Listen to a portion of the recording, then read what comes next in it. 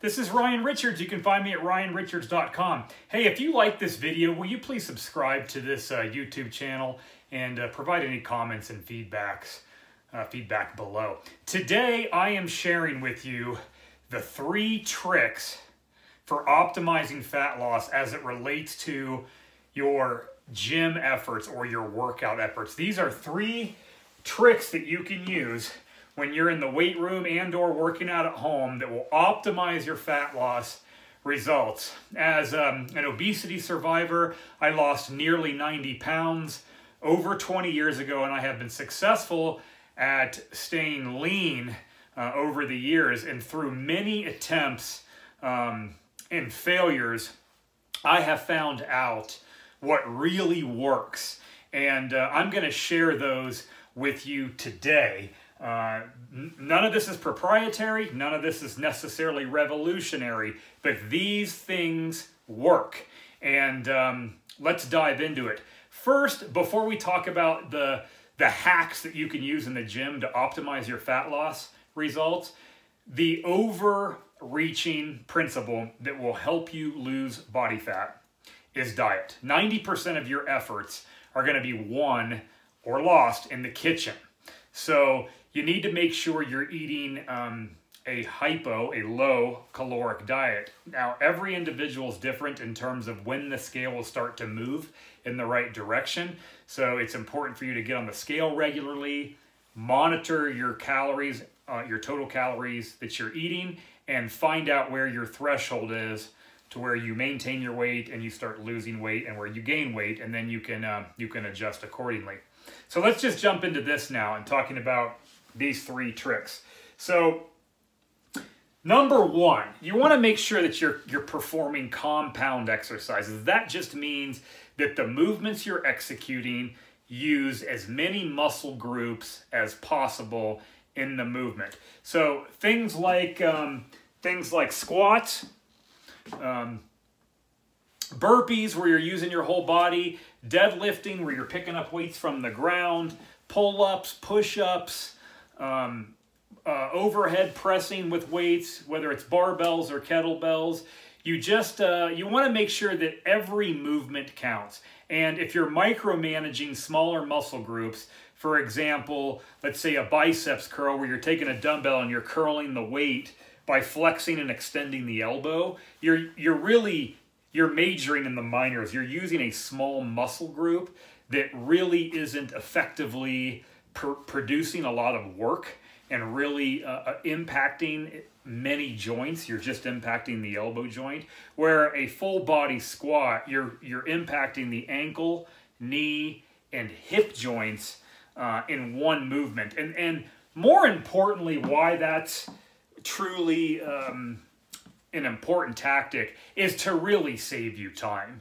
The more you focus on movements that use a lot of muscle groups, the less time you can spend in the gym. So that's number 1. You want to make sure that you're not majoring in the minors. Do big compound exercises. This video, talking specifically about exercises, is a little beyond the scope of this discussion. We can talk about that in further detail later, but think big movements, squats, etc. Number 2, you want to keep the training volume low. So training volume is specifically your repetitions times your sets times the load lifted. So in this example, we have 1 set of 5 repetitions lifted at 300 pounds. When we multiply those numbers together, we have 1,500 total pounds lifted. However, in the second equation, if we have 3 sets of 10 repetitions at 100 pounds, that's 3,000 pounds lifted. Now, this is interesting. Despite, in this second example, the load is only, it's a third of the former example. It's 100 pounds versus 300 pounds, but the end result is 3,000 total pounds lifted. What we have found is when the training volume goes up, you tend to burn more calories. It makes sense. You're lifting twice the total volume. And very simply, work is force times distance. The more weight you use and the more distance you move it for more repetitions, the higher the work output and the more calories you burn. Now, for the average listener, you're thinking, well, that's great news, Ryan. You're, burning more calories. That means I'm going to burn more fat. The problem with that is, and that kind of leads us into the next trick here, is that the more work you perform and the more calories you burn, it also increases your appetite. And so you want to be really careful not to go too light for more repetitions, because it damages the muscle cells and primes those muscles to grow. And if you're trying to keep your body weight low, you don't want your muscles to grow. You want them to get stronger. And the best way to do that is to keep your training volume low. So you want to keep the reps and the sets low and keep the weight relatively high. And that typically will give you a lower training volume. So that leads us to our last example here. And that's, you want to keep your heart rate down and you want to keep your training exposure low. That just means your time in the gym and the overall work you're performing. These kind of go hand in hand. I have found that individuals who are really attempting a go at fat loss or weight loss, they really push hard in the gym, and effectively they burn so many calories.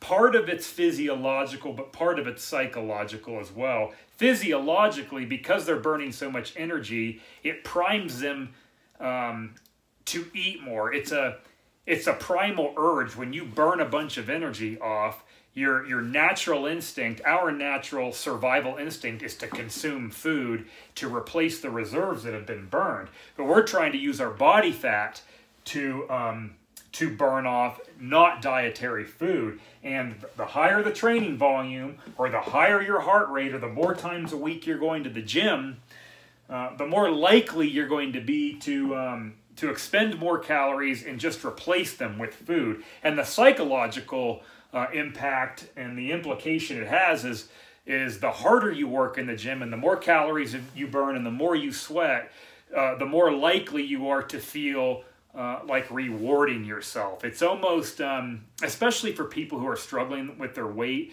for possibly emotional reasons, it's really easy to consider treating yourself with food when you might already have a predisposition to be addicted to food or use it as comfort in the first place. And when you feel like you've earned something by working hard, you're more likely to overindulge.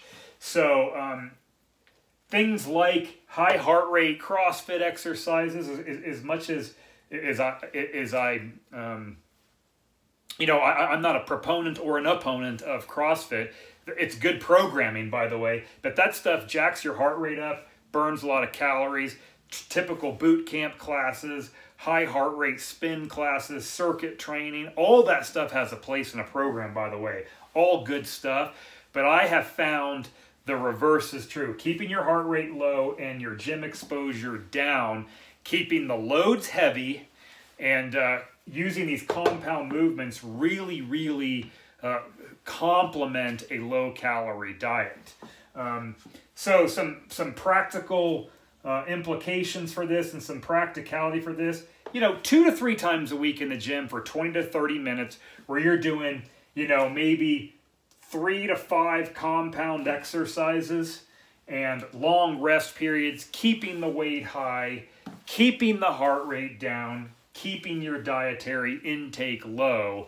These tips will really help you in your pursuit for fat loss. Hey, thanks for checking in today. Really appreciate it. We'll talk to you next